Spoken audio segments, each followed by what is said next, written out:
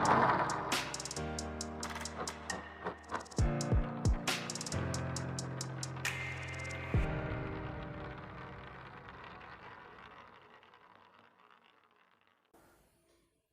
मसीह की। मसीह में मेरे प्यारे भाई और बहनों, मैं आपका भाई सूरज हमेशा की तरह एक बार फिर से आप सभी को सत्य की खोज में स्वागत करता हूं। तो चलिए हम शुरू करते हैं हमारे आज के बाइबल अध्ययन। तो भाई और बहनों, हमारा आज का जो बाइबल अध्ययन करने का रहेगा वो रोमियो की पत्री 5 अध्याय 12 पद से लेकर 21 पद तक में रहेगा।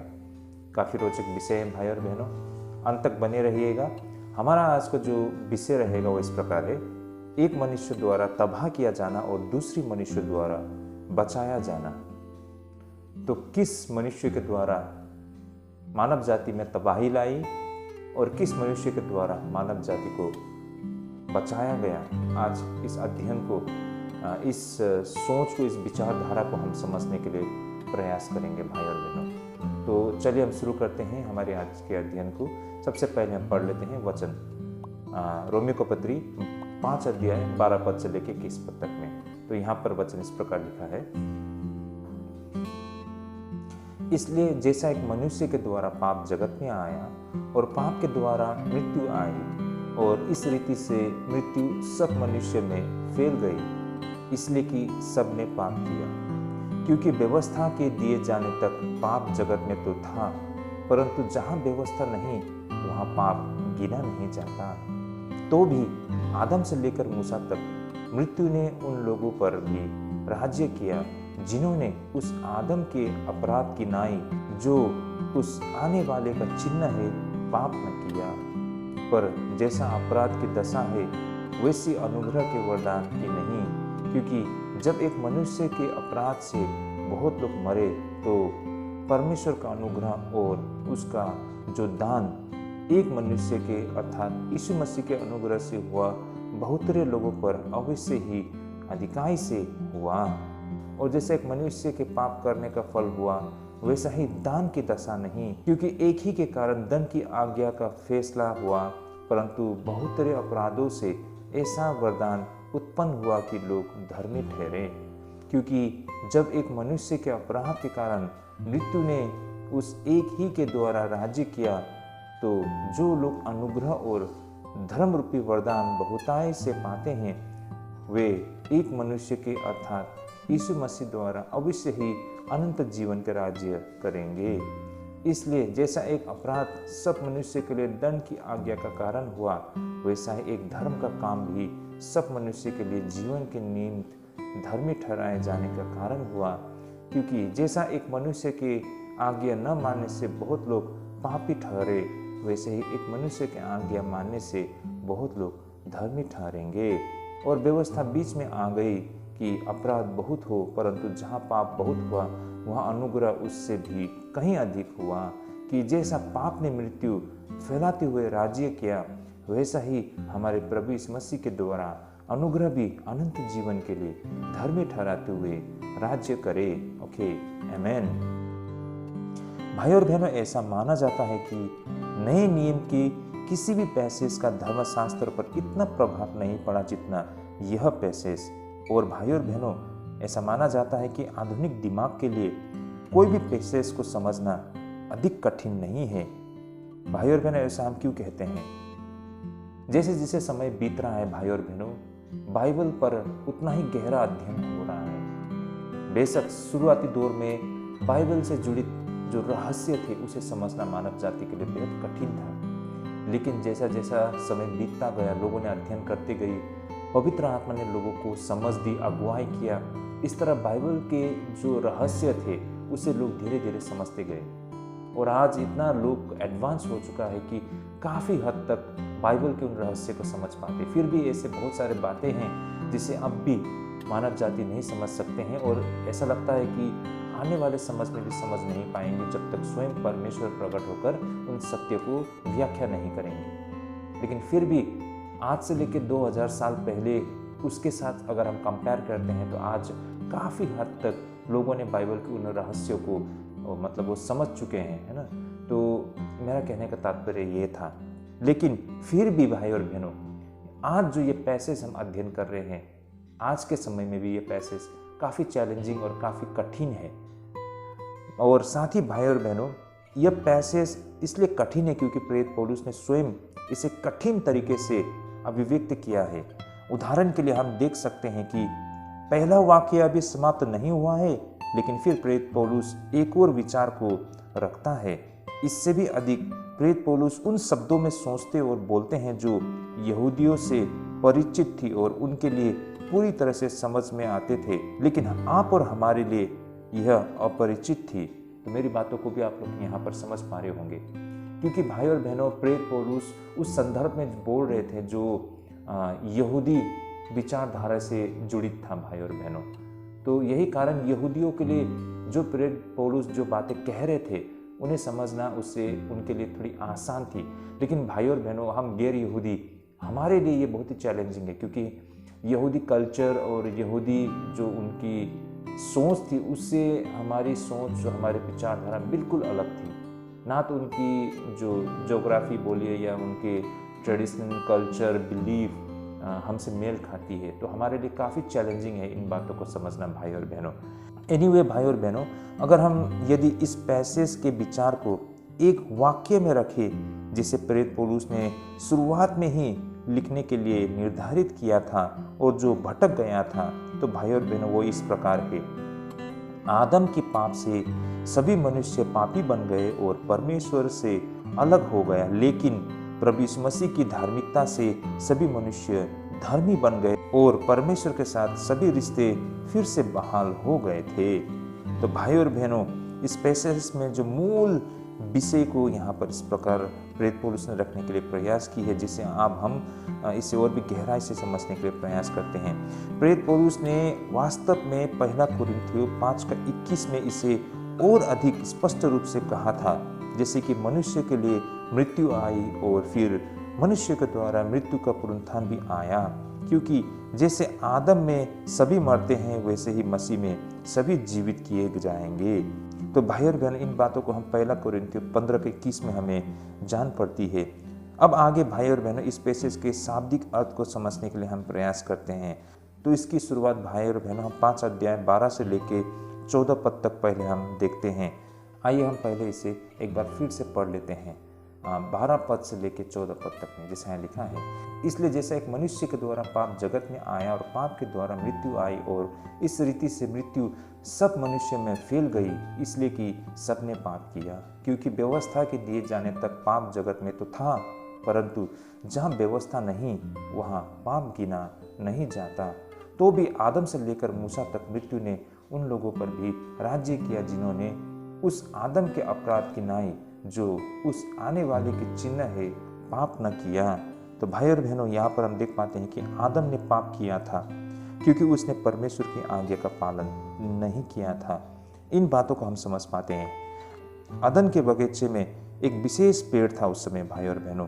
परमेश्वर ने आदम से कहा था कि उसे उससे कुछ भी नहीं खाना है, और अगर वो यदि इस आज्ञा का पालन नहीं करता है तो वह मर जाएगा, जो कि भाई और बहनों उत्पत्ति 2:17 में हमें दिखाई पड़ती है।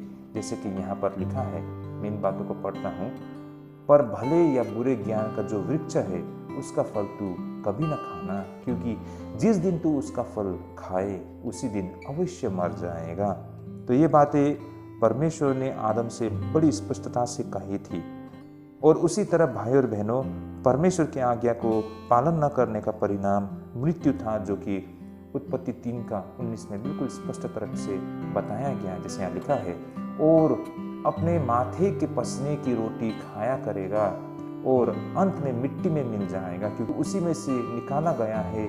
तू मिट्टी तो है और मिट्टी ही में फिर मिल जाएगा। तो भाई और बहनों, यहाँ पर बिल्कुल स्पष्ट बताया है ना, मानव जाति ने पाप किया, इसका परिणाम मृत्यु, यानी कि इंसान मिट्टी से आया फिर से वो मिट्टी में मिल जाएंगे। इस तथ्य को इतनी खूबसूरत तरीके से यहाँ पर व्याख्या किया गया है। यही कारण सभी लोगों ने पाप किया, अंततः मृत्यु शारीरिक और आध्यात्मिक दोनों रूप से आई। अब यह कैसे हुआ, इस पर अलग अलग विचार है भाई और बहनों। ऐसा हम क्यों कहते हैं भाई और बहनों? देखिए, हर विषय को लोगों ने अलग अलग अपने नज़रिया से इसका अध्ययन किया है ना, इसकी व्याख्या की है, इस पर अपनी समझ को व्याख्या रखा है। जैसे कि मान लीजिए मुसलमान के अपने सोच है अब्राहम को लेकर, यहूदियों की अपनी सोच है, हम ईसाइयों की अपनी सोच है। हम ईसाइयों में भी भाई और बहनों आदम को लेकर या आदम से किस तरह मनुष्य जाति में ये पाप आई, इसे लेकर अलग अलग व्याख्या किया गया है भाई और बहनों। और इसे हमें समझने की बेहद आवश्यकता है, क्योंकि ऐसे ये बेसिक चीज़ है जिसे हमें इसलिए समझने की ज़रूरत है क्योंकि अगर इन तथ्यों को हम समझ पाएंगे तभी ना हम समझ पाएंगे कि हकीकत क्या है, आज हम यहाँ पर क्यों हैं और आगे हमारा क्या होने वाला है ना, परमेश्वर की योजना और कार्य क्या है। इन सारी बातों को हम समझ पाते हैं। इसलिए भाई और बहनों, इतना जानना काफ़ी नहीं कि आदम के बगीचा में आदम ने उस फल को खाकर पाप किया, उस वजह से मनुष्य जाति में पाप आई। इतना जानना काफ़ी नहीं है, लेकिन ये किस तरह से आदम के द्वारा हर मनुष्य तक वो पाप पहुँची और इसका परिणाम मृत्यु आई, और इसके लिए प्रभु यीशु मसीह ने क्या कुछ किया, इन तथ्यों को हमें समझने की आवश्यकता है। जैसे कि भाई और बहनों, मैंने पहले भी कहा, हमारा जो आज का विषय था ना कि एक मनुष्य के द्वारा मृत्यु आई और एक मनुष्य के द्वारा मतलब जीवन आई या फिर उसे बचाया गया। तो ये विषय था हमारा भाई और बहनों। तो भाई और बहनों, अब हमें इसे गहराई से हम समझने के लिए प्रयास करते हैं। जैसे कि हर कोई पाप करता है क्योंकि वे आदम की तरह व्यवहार करते हैं। उन्होंने परमेश्वर की बात नहीं मानी।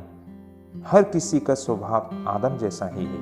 अंततः प्रत्येक व्यक्ति में पाप करने की प्रवृत्ति होती है। हर इंसान में वो इंटेंशन होता है पाप करने का। हिब्रू में आदम नाम का अर्थ बनता है आदमी।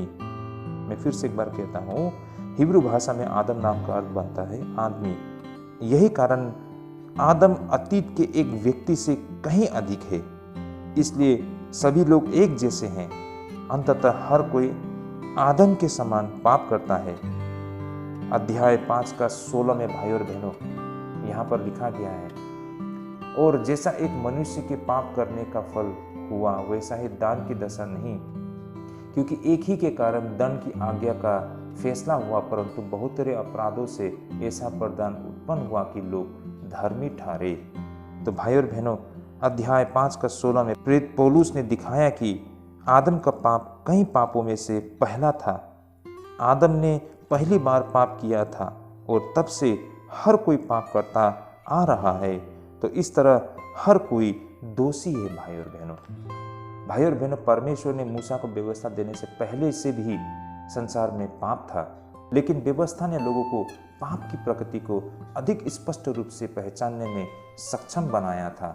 भाई और बहनों, ये बात को आज हम समझ सकते हैं ना कि पाप बिल्कुल शुरुआत से ही था, लेकिन लोगों को ये समझ नहीं थी कि पाप आखिरकार कहाँ से आया और पाप हम क्यों करते हैं, इसका परिणाम क्या होगा, इसके विषय में लोगों को बिल्कुल समझ नहीं थी। ये तो जब व्यवस्था आई तो व्यवस्था ने व्याख्या किया और लोगों ने हकीकत को समझा। एग्जैक्टली आज के समय में भी देखें ना, जो अन्य विश्वासी लोग हैं या फिर अन्य धर्म के लोग हैं, वे भी जानते हैं कि पाप और पुण्य किसे कहते हैं, और स्वर्ग और नर्क ये मतलब अस्तित्व में है, परमेश्वर अस्तित्व में है, शैतान अस्तित्व में है। ये सारे बातें वे भी जानते हैं, लेकिन ये वो नहीं जानते हैं कि पाप आया कहाँ से और पाप किसे कहते हैं। देखिए, आमतौर पर लोगों के लिए पाप का मतलब चोरी करना, हत्या करना, ये जो बेसिक चीज़, इसे ही लोग पाप मानते हैं, लेकिन इसकी गहराई को लोग नहीं समझ पाते हैं। लोग नहीं जानते हैं कि पाप आया कहाँ से और पाप होता क्या है, इसका परिणाम क्या होगा, इससे हम कैसे बच सकते हैं, इसकी समझ आज लोगों को नहीं है। यही कारण आज बहुत सारे लोग धर्म कर्म करते हैं, लेकिन उनको ये सत्य आज भी समझ नहीं आती है। ये उसी तरह है भाई और बहनों, बहुत लोगों के लिए शुद्ध और अशुद्ध होने के जैसी तरह ना। जैसे कि हमारे भारत में ही जो सनातनी लोग होते हैं वो मानते हैं कि ये खाना, ये करना, ये नहीं करना, ये सारे चीज़ लोगों को शुद्ध या अशुद्ध बनाते हैं। लेकिन प्रभु यीशु मसीह ने क्या कहा था? हम कुछ खाते हैं तो उससे हम अशुद्ध नहीं होते, क्योंकि वो तो हम उससे डाइजेस्ट कर लेते हैं ना, उसे हजम करके हम बाहर निकाल लेते हैं। किन क्या चीज़ हमें अशुद्ध बनाती है? हमारे अंदर से निकली हुई जो शब्द, हमारे अंदर से निकली हुई जो बातें, यानी कि हमारे अशुद्ध विचार, हमारे भ्रष्ट विचार, हमारी गंदी विचार जो हमारे अंदर है, ये हमें अशुद्ध बनाती है। हम क्या खाते हैं वो हमें अशुद्ध नहीं बनाते हैं, लेकिन हमारे अंदर जो है वो हमें अशुद्ध बनाती है, यानी कि वो भ्रष्ट स्वभाव हमें अशुद्ध बनाती है। तो उसी तरह भाई और बहनों, पाप कहाँ से आया, इसकी सृष्टि कहाँ से होती है, पाप का मतलब क्या है, इसका परिणाम क्या है, इससे हम किस तरह छुटकारा पा सकते हैं, लोगों को इसकी समझ नहीं है। लेकिन आज आप और हम यीशु मसीह में आने की वजह से आज इन सारे तथ्यों को हम समझ पा रहे हैं। यीशु मसीह इस जगत में क्यों आए, ये तथ्य को आज हम समझ पा रहे हैं। अदन के बगीचा में क्या हुआ था, आज ये बातें हमको समझ में आती है। तो भाई और बहनों, ये इसी प्रकार है। तो उस समय भी लोग देखे जाए तो मतलब बिल्कुल शुरुआत से पाप तो मौजूद था, लेकिन लोगों को इसकी समझ नहीं थी। लेकिन व्यवस्था के आने से लोगों को यह व्याख्या किया गया, उनको सिखाया, समझाया गया। तो व्यवस्था के द्वारा लोगों के बीच में ये सत्य और तथ्य आया और लोगों ने ये समझा कि पाप के मायने क्या होती है और इससे हम किस तरह छुटकारा पा सकते हैं।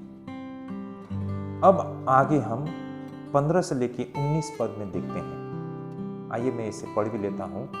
5 अध्याय 15 से लेके 19 पद तक में जैसा लिखा है, पर जैसा अपराध की दशा है वैसी अनुग्रह के वरदान की नहीं, क्योंकि जब एक मनुष्य के अपराध से बहुत लोग मरे तो परमेश्वर का अनुग्रह और उसका जो दान एक मनुष्य के अर्थात यीशु मसीह के अनुग्रह से हुआ, बहुत सारे लोगों पर अवश्य ही अधिकाई से हुआ।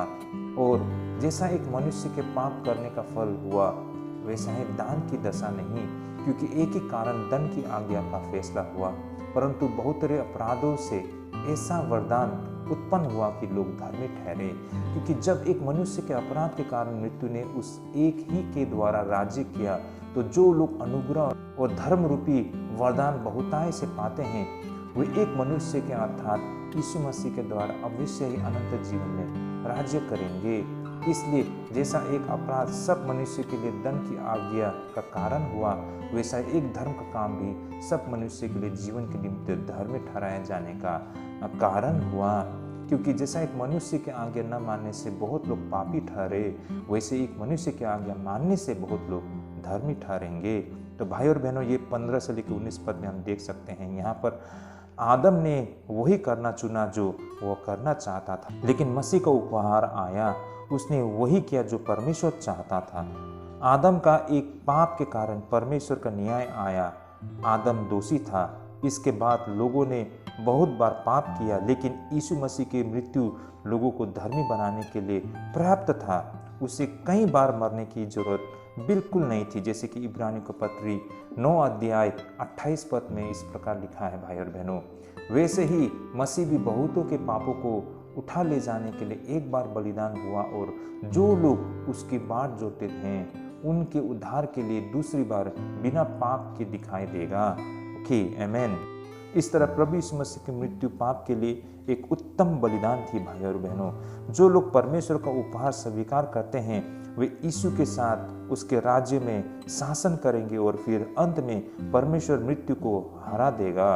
पहला कोरिन्थियों 15 अध्याय वर्स 54 अप टू 57 यहाँ पर इस प्रकार लिखा है, और जब यह नाशवान अविनाश को पहन लेगा और यह मरणहार अमरता को पहन लेगा, तब वह वचन जो लिखा है पूरा हो जाएगा कि जय ने मृत्यु को निगल लिया। हे मृत्यु, तेरी जय कहाँ रही? हे मृत्यु, तेरा डंक कहाँ रहा? मृत्यु का डंक पाप है और पाप का बल व्यवस्था है, परंतु परमेश्वर का धन्यवाद हो जो हमारे प्रभु यीशु मसीह के द्वारा हमें जयवंत करता है। तो भाई और बहनों, इन तथ्यों को हम इस प्रकार समझ सकते हैं कि जो लोग परमेश्वर के उपहार को स्वीकार करते हैं वे यीशु मसीह के साथ उसके राज्य में शासन करेंगे और फिर अंत में परमेश्वर मृत्यु को हरा देगा। आगे भाई और बहनों, अब हम 20 और 21 पद को देखते हैं। रोमियो की पत्री 5 अध्याय 20 और 21 पद। ये हमारा आखिरी था भाई और बहनों, यानी कि हम 12 अध्याय से 21 पद तक अध्ययन कर रहे हैं, तो हम 20 और 21 पद को भी देख लेते हैं। जैसा लिखा है, और व्यवस्था बीच में आ गई कि अपराध बहुत हो, परंतु जहाँ पाप बहुत हुआ वहाँ अनुग्रह उससे भी कहीं अधिक हुआ, कि जैसा पाप ने मृत्यु फैलाते हुए राज्य किया, वैसा ही हमारे प्रभु यीशु मसीह के द्वारा अनुग्रह भी अनंत जीवन के लिए धर्म ठहराते हुए राज्य करे। तो भाई और बहनों, जैसे कि जब लोगों को परमेश्वर की व्यवस्था प्राप्त हुई तो उन्हें परमेश्वर के स्तरों के बारे में पता चला, लेकिन कुछ लोगों ने परमेश्वर के मानकों के अनुसार अपना जीवन जीने की कोशिश भी की थी। लोग जानते थे कि परमेश्वर उनसे क्या करवाना चाहते थे, लेकिन अधिकांश लोगों ने अपने पापी जीवन को जारी रखना पसंद किया। अंततः लोगों का पाप बढ़ गया, लेकिन परमेश्वर की कृपा लोगों के पाप से अधिक थी।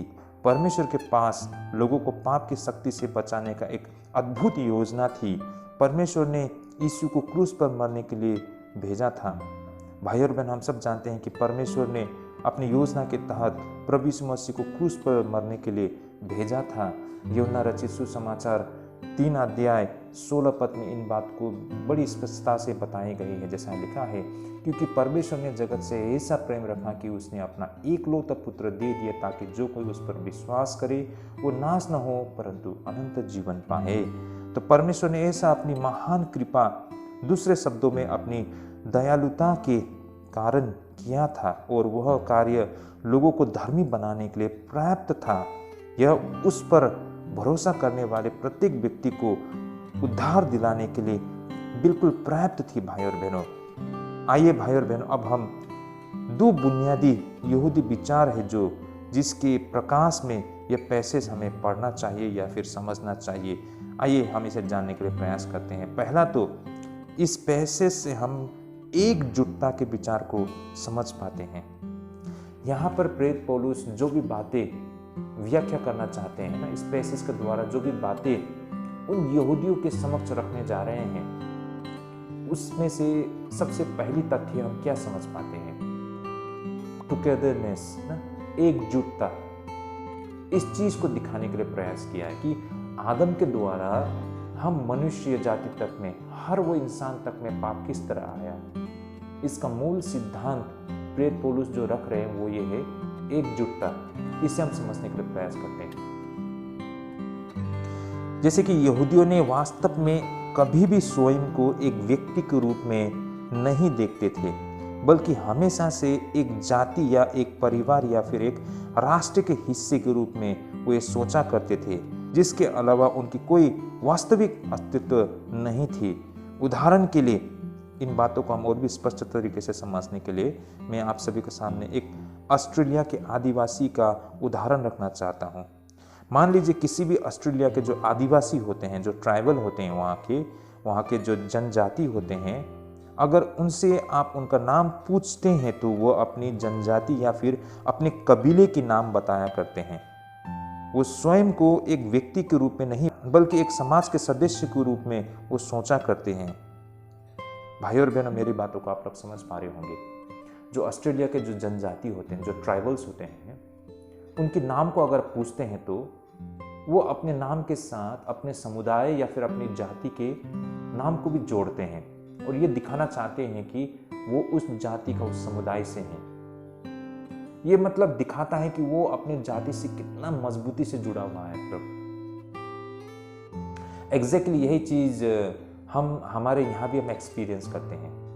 मेरा कहने का मतलब हमारे भारत के जो नॉर्थ ईस्ट रीजन है, यहाँ पर भी जो आदिवासी लोग हैं, जो जनजाति लोग हैं, उनसे आप उनके नाम पूछेंगे तो उनके नाम के साथ उनके समुदाय, उनके जाति का नाम भी बहुत समय में जोड़ के रखा होता है। तो ये दिखाता है कि वो उस जाति से कितना जुड़ा है, ये दिखाते हैं। और बहुत ही सेंसिटिव होते हैं। यहाँ पर जो अपने समुदाय, अपने जो जाति होते हैं, उसे लेकर वे लोग बहुत ही सेंसिटिव होते हैं, बहुत ही गंभीरता से लेते हैं इसे।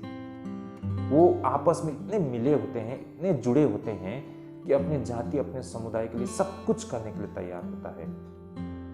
तो उसी तरह ऑस्ट्रेलिया में भी ऐसे बहुत सारे समुदाय हैं जो आप उनके नाम पूछने पर वो अपने समुदाय को भी अपने नाम के द्वारा बताना चाहते हैं। कुछ इसी तरह भाइयों और बहनों हम पुराने नियम में भी देख पाते हैं। उदाहरण के लिए आकान का मामला था भाइयों और बहनों। जैसे कि जोशुआ 7 में बताया गया है कि जेरिको की घेराबंदी के समय आकान ने परमेश्वर की आज्ञा को सीधे अवहेलना करते हुए कुछ लूट का सामान अपने पास रख लिया था, जो कि वास्तव में सब कुछ नष्ट किया जाना चाहिए था। इस तरह आकान ने पाप किया था और परिणाम स्वरूप पूरा राष्ट्र यानी कि पूरे राष्ट्र को पापी करार दिया गया और परमेश्वर द्वारा दंडित किया गया था। आकान का पाप किसी एक व्यक्ति का पाप नहीं था। बेशक ये आकान का खुद का निर्णय था, लेकिन इसका नतीजा सिर्फ उसको नहीं भुगतना पड़ा बल्कि पूरे राष्ट्र को भुगतना पड़ा था। तो आकान का पाप किसी एक व्यक्ति का पाप नहीं था बल्कि राष्ट्र का पाप था। जब आकान का पाप स्वीकार किया गया तो उसे अकेले नहीं बल्कि उसके पूरे परिवार को फांसी दी गई थी। तो भाई और बहनों, आप लोग समझ पा रहे होंगे, मतलब उस एक व्यक्ति के कारण उसके पूरे समुदाय को दंड भुगतना पड़ा था। कुछ इसी तरह यहाँ पर प्रेरित पौलुस भी आदम को यहाँ पर देखते हैं।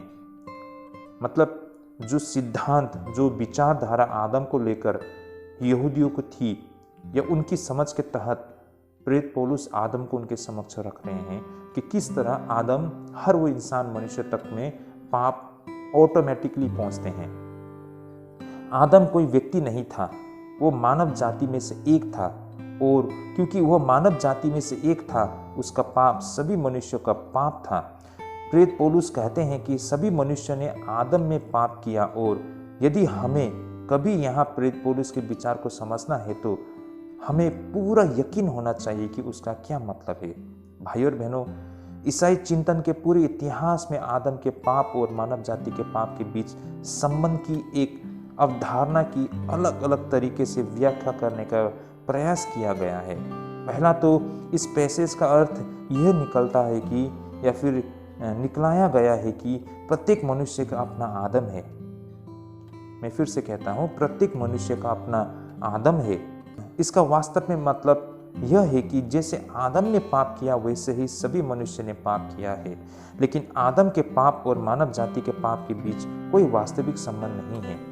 इसके अलावा यह कहा जाता है कि आदम का पाप समस्त मानव जाति के पाप का विशिष्ट है। व्याख्या यह भी है कि हमें आदम से जो विरासत में मिली थी वह था पाप करने की प्रवृत्ति, और यह काफी हद तक सच है भाई और बहनों। लेकिन प्रेरित पौलुस का मतलब यह नहीं था। वास्तव में यह उनके तर्क के अनुरूप भी बिल्कुल नहीं था, बल्कि इस पैसेज को यथार्थवादी व्याख्या यानी कि रियलिस्टिक इंटरप्रिटेशन कहा जाता है। अर्थात मानव जाति की एकजुटता के कारण सभी मानव जाति ने वास्तव में आदम में पाप किया था। मेरी बातों को समझ पा रहे होंगे। जैसे मैंने पहले भी उदाहरण दिया है ना, ऑस्ट्रेलिया के एक आदिवासी का उदाहरण, जैसे कि वे अपने समुदाय से जोड़ के देखते हैं, है ना। हर वो एक बंदा जो भी करता है वो सारे समुदाय के ऊपर उसका असर पड़ता है, उसके सारे जाति के ऊपर असर पड़ता है। उसी तरह आदम को भी दिखाया गया। डायरेक्टली आदम और हमारे पाप में सीधा कोई संबंध नहीं है। आदम ने जो अदन के बगीचा में जो पाप किया था वो एक अलग पाप है, हमने जो पाप किया है वो एक अलग पाप है। फिर भी इसका जो सिद्धांत है वो एक ही है। कारण आदम के पाप हम तक कैसे पहुंचा, ये दिखाता है कि आदम के द्वारा हम आए हैं ना, उनके द्वारा ही हम होके आए हैं। तो यही कारण वो पाप हम तक भी ऑटोमेटिकली पहुंचता है। मतलब हम आदम से जुड़े हुए हैं। आदम प्रतीक है हर सारे मानव जाति का। ये दिखाने के लिए यहाँ पर प्रेरित पौलुस ने कोशिश किया है। लेकिन इस तरह का विचार किसी यहूदी के लिए नया नहीं था, बल्कि यह तो यहूदी विचारों की वास्तविक मान्यता थी। दूसरे एद्रास के लेखक इस बारे में बिल्कुल स्पष्ट है, जैसे कि आदम के मन में आरंभ से ही बुराई का एक बीज बोया गया था और अब तक वह कितनी ही दुष्टता को उत्पन्न कर चुका है और फिर अंत के समय पहुंचने तक और भी कितनी दुष्टता उत्पन्न कर चुका होगा। पहले आदम ने दुष्ट हृदय धारण करके अपराध किया और फिर हार गया, और न केवल वह बल्कि वे सभी जो उससे पैदा हुए हैं। तो भाई और बहनों, वह सारे लोग मारे गए या मरना होगा। अब वो दूसरा मूल विचार प्रेरित पौलुस के तर्क में घनिष्ठ रूप से जुड़ा हुआ है, जैसे कि मृत्यु पाप का प्रत्यक्ष परिणाम है।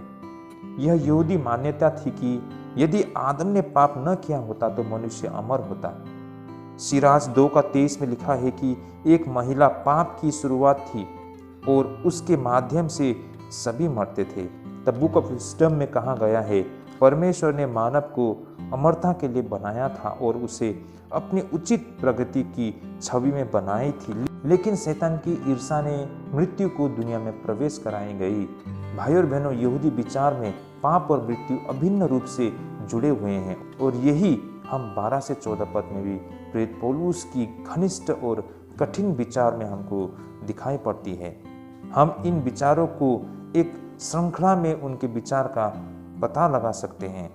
जैसे कि पहला तो आदम ने पाप किया क्योंकि उसने निषिद्ध वृक्ष का फल न खाने की परमेश्वर की सीधी आज्ञा को तोड़ दिया था और क्योंकि उसने पाप किया था वो मर गया, हालांकि उसे तो अमर होना था।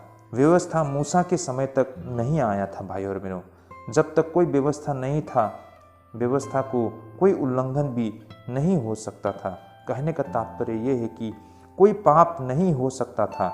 इसलिए आदम और मूसा के बीच रहने वाले लोगों ने वास्तव में पापपूर्ण कार्य किए, लेकिन फिर भी उन्हें पापी नहीं गिना जा सकता है क्योंकि व्यवस्था तब तक अस्तित्व में नहीं आया था। भाई और बहनों, 12 से 14 पद तक में ये बात बिल्कुल स्पष्ट रूप से बताया गया है। रोमी की पत्री 5 अध्याय। आइए मैं इसे पढ़ लेता हूँ।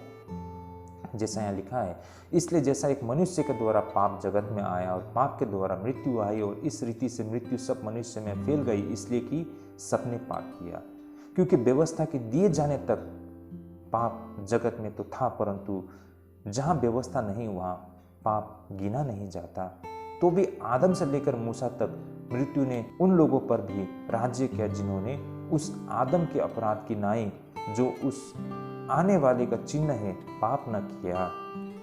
तो भाई और बहनों, यहाँ पर ये बातें बिल्कुल स्पष्ट होती है। तो इस तरह भाई और बहनों, हम यहाँ पर ये देख पाते हैं कि आदम और मूसा के बीच रहने वाले लोगों ने वास्तव में पापपूर्ण कार्य किए, लेकिन फिर भी उन्हें पापी नहीं गिना जा सकता है क्योंकि व्यवस्था तब तक अस्तित्व में नहीं आया था। लेकिन फिर भी इस तथ्य के बावजूद कि उनके लिए पाप गिना नहीं जा सकता, फिर भी वे सारे मर गए क्योंकि मृत्यु ने उन पर शासन किया। हालांकि उन पर किसी भी अस्तित्वहीन व्यवस्था को तोड़ने का आरोप नहीं लगाया जा सकता है, लेकिन फिर भी वे क्यों मारे गए? इसका कारण यह था कि उन्होंने आदम में पाप किया था। उनके पाप में शामिल होने के कारण उनकी मृत्यु हुई। हालांकि उनके लिए तोड़ने के लिए कोई व्यवस्था नहीं थी। वास्तव में यही प्रेरित पौलुस का प्रमाण था कि सभी मनुष्य ने आदम में पाप किया है। यही कारण भाई और बहनों, उन सभी को मरना होगा। जैसे कि हमने देखा है कि आदम के समय से लेकर मूसा के समय तक में कोई व्यवस्था नहीं थी। अब उस व्यवस्था के आधार पर उन्हें दोषी नहीं ठहराया जा सकता है, फिर भी वो मरना पड़ा। ऐसा क्यों है भाई और बहनों? क्योंकि आदम का वो पाप, आदम से जुड़े हुए होने के कारण वो सारे मानव जाति मारे गए। वास्तव में यही प्रेरित पौलुस का प्रमाण था भाई और बहन, और यही सत्य को प्रेरित पौलुस उन यहूदियों के समक्ष रखना चाहते थे। इस तरह भाई और बहनों, हमने प्रेरित पौलुस के विचार के एक पक्ष का सार निकाल लिया है, जैसे कि मानव जाति की पूर्ण एकजुटता के इस विचार के कारण सभी मनुष्य ने वास्तव में आदम में पाप किया, और क्योंकि यह पाप का परिणाम है, मृत्यु ने सभी मनुष्य पर शासन किया। लेकिन यही अवधारणा जिसको उपयोग मानव स्थिति के बारे में इतना हताश दृष्टिकोण उत्पन्न करने के लिए किया जा सकता है, इसका उल्टा उपयोग इसे महिमा की चमक से भरने के लिए भी किया जा सकता है। जैसे कि इसी स्थिति में ही प्रभु यीशु मसीह आए थे। परमेश्वर को प्रभु यीशु मसीह ने एक उत्तम भलाई को पेशकश की। परमेश्वर ने प्रभु यीशु मसीह में एक उत्तम भलाई को पेशकश की थी, और जैसे कि सभी मनुष्य आदम के पाप में शामिल थे, वैसे सभी मनुष्य यीशु के पूर्ण भलाई में भी शामिल थे। और जैसे कि आदम का पाप मृत्यु का कारण था, वैसे ही यीशु मसीह के पूर्ण भलाई मृत्यु पर विजय प्राप्त करती है और मनुष्य को अनंत जीवन देती है। प्रेरित पौलुस का विजयी तर्क यह है कि जैसे मनुष्य जाति आदम के साथ दृढ़ थी इसलिए उसे मौत की सजा दी गई थी, वैसे ही मानव जाति मसीह के साथ दृढ़ होने पर उसे जीवन दी गई। भले ही व्यवस्था आ गया है और पाप को और अधिक भयानक बना दिया गया है, लेकिन मसीह की कृपा उस निंदा पर विजय पाती है। यह पौल का तर्क है, लेकिन यहूदी आधार पर यह अपर्याप्त थी। मान लीजिए कि हम आदम की कहानी का शाब्दिक सत्य मान लेते हैं, तो इसका मतलब आदम के साथ हमारा संबंध पूरी तरह से शारीरिक है। इस मामले में हमारे पास कोई विकल्प नहीं है सिवाय इसके कि एक बच्चा अपने पिता को चुनता है। दूसरी ओर मसीह के साथ हमारा संबंध स्वैच्छिक है। मसीह के साथ मिलन एक ऐसी चीज है जिसे मनुष्य स्वीकार या अस्वीकार कर सकते हैं। वास्तव में प्रेरित पौलुस इस सत्य को बरकरार रखता है कि मानव जाति ऐसी स्थिति में शामिल थी जिससे बच पाना संभव नहीं था। पाप ने मृत्यु को अपने वश में कर लिया था और कोई आशा नहीं थी। इस स्थिति में ईसा मसीह आए और वह अपने साथ कुछ ऐसा लेकर आए जिसने पुराने गतिरोध को तोड़ दिया। उसने जो किया, जो वह है, जो वो देता है, उसके द्वारा उसने मनुष्य को उस स्थिति से बचाने में सक्षम बनाया जिसमें पाप उस पर निराशाजनक रूप से हावी था। प्रेरित पौलुस के तर्क के बारे में हम और कुछ भी कहे, यह पूरी तरह सच है कि मनुष्य पाप से बर्बाद हो गया था और मसीह द्वारा बचाया गया था। तो भाई और बहनों, ये तथ्य, ये सत्य को आज हम यीशु मसीह के द्वारा समझ पाते हैं। वास्तव में हम मनुष्य की जो अस्तित्व कहाँ से आए, किस तरह शुरुआत होती है, ये आज आप और हम जानते हैं। तो भाई और बहनों, लोगों को सामने में ये तथ्य हमें रखना होगा कि आखिरकार पाप कहाँ से आई, हमारी अस्तित्व कहाँ से आई, पाप का कारण क्या हो सकता है, इसका परिणाम क्या हो सकता है और इससे हम किस तरह बच सकते हैं। इस विषय को हमें लोगों को सामने रखना होगा। जैसे मैंने शुरुआत में कहा, लोग धर्म कर्म करते हैं, वो पाप और पुण्य को भी मानते हैं, स्वर्ग और नर्क को भी मानते हैं, लेकिन उनको ये सत्य पता नहीं है कि पाप कहाँ से आई है ना, और इसका नतीजा क्या होगा और इससे हम कैसे बच सकते हैं। भाई और बहनों, अगर आप उनसे प्रश्न करेंगे तो उनके पास कोई उत्तर नहीं होगा, लेकिन इस सत्य को अगर आप रख पाएंगे तो भाई और बहनों देखिए, इसी सत्य को समझकर भी बहुत सारे लोग मसीह के साथ वो लौटते हैं। देखिए भाई और बहन, ऐसे बहुत सारे गवाह और बहुत सारे लोगों को मैंने देखा है जो बड़ी दृढ़ता से इस सत्य को रखते हैं। उन्होंने अनुभव किया, इन सारे तथ्यों को समझा है कि वास्तव में पाप के मायने क्या है, आदम कौन था और आदम के द्वारा हम तक किस तरह पाप पहुंची, हम क्यों पैदाइशी हमारे अंदर ये भ्रष्टता है, ये बात को आज हम समझ पाते हैं। और यीशु मसीह का इस जगत में आने का मकसद क्या था, परमेश्वर का योजना क्या है, इन बातों को हम समझ पाते हैं। इस तरह से हम सच्चे परमेश्वर को भी जान सकते हैं। तो भाई और बहनों, इन तथ्यों को जिस तरह प्रेरित पौलुस ने उस समय यहूदियों को सामने रखा, आज इन तथ्यों को आप और हमें भी समझने की आवश्यकता है। तभी ना हम खुद भी सत्य को समझ पाएंगे और दूसरों को भी हम बता पाएंगे। तो आई होप यहाँ से किस तरह आदम के द्वारा हम मनुष्य जाति तक पाप पहुँची और इससे हम किस तरह छुटकारा पा सकते हैं, इन तथ्यों को आदम के इस प्रिंसिपल से, इस सिद्धांत से हमने समझ पाया है। आई होप ये हम सबके लिए एक अच्छी समझ लेके आई है। तो हमने जो कुछ यहाँ से आज समझा है, भाई और बहनों, अगर आपको अच्छा लगता है तो अपने रिलेटिव फ्रेंड्स सभी के साथ तथ्य को शेयर करने के लिए प्रयास कीजिएगा। तो आज के लिए हम यहीं पे स्थगित करते हैं, अगले अध्ययन में हम जरूर मिलते हैं। तब तक परमेश्वर आप सभी को आशीष करे, परमेश्वर आप सबको अगुवाई करे, परमेश्वर आप सभी को ढेरों आशीष करे। तो आज के लिए हम यहीं स्थगित करते हैं। जय मसीह की।